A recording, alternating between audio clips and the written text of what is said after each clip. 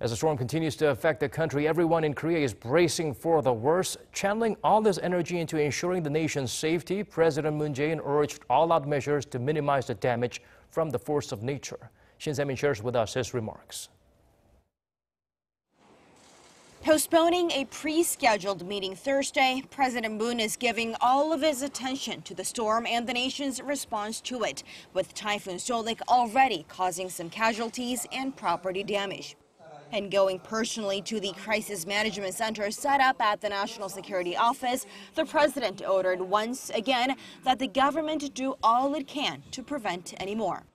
태풍이 지나갈 오늘부터 내일까지 이틀간 우리 정부 그리고 지자체가 보유하고 있는 위기 관리 능력을 남김없이 발휘해서 국민들 피해가 최소화되고 또 걱정도 또 최소화될 수 있도록 그렇게 함께 노력해야겠습니다.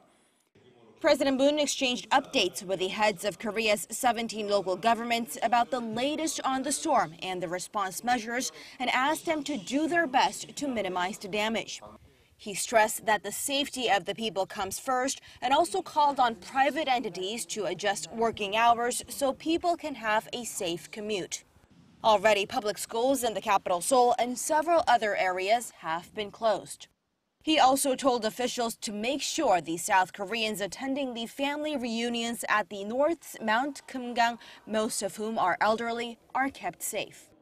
And as for how any restoration work will be done once the storm passes, the president ordered the government to look into measures like special grants for the regions hardest hit. Shin Se-min, Arirang News.